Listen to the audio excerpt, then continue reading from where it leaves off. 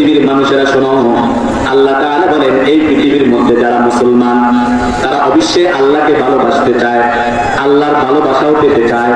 এমন মানুষ নাই, এমন কোন মুসলমান নাই যারা আল্লাহর ভালোবাসা পেতে চায় না, আল্লাহ ভালোবাসুক এটা চায় না, এমন মানুষ নাই।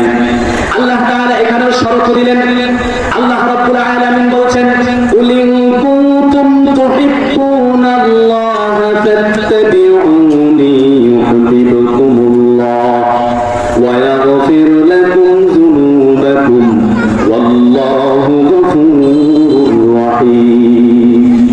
আল্লাহ তাআলা বলেন, হে নবী, तमाम পৃথিবীর সকল উম্মতদেরকে বলে দেন, সকল বান্দাদেরকে বলে দেন, যারাই আমাকে ভালোবাসতে চায়, আমার ভালোবাসা পেতে চায়, অবশ্যই তারা যেন আপনাকে অনুসরণ করে, অনুকরণ করে, আপনার দেখানো পথে তারা যাতে চলাফেরা করে।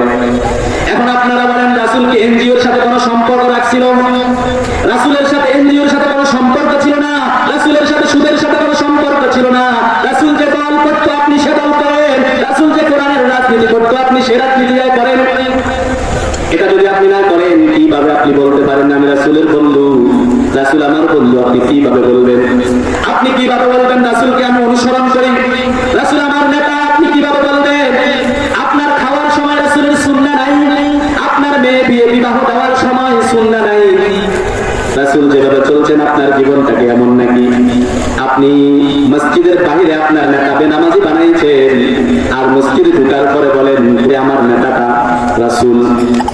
আল্লাহ তাআলা বলেন, তোমাদের নেতার আদর্শ কেমন হবে? তোমাদের নেতার আদর্শ যদি রাসূলের আদর্শের সাথে মিলে, অবশ্যই তোমরা ওই নেতাকে গ্রহণ করতে পারো। যদি তোমরা রাসূলকে পরিপূর্ণ আতায়াত করতে পারো, অনুসরণ করে চলতে পারো, অবশ্যই রাসূল কিয়ামতের দিন তোমাদেরকে বন্ধু বলে ঘোষণা করবে। সুবহানাল্লাহ।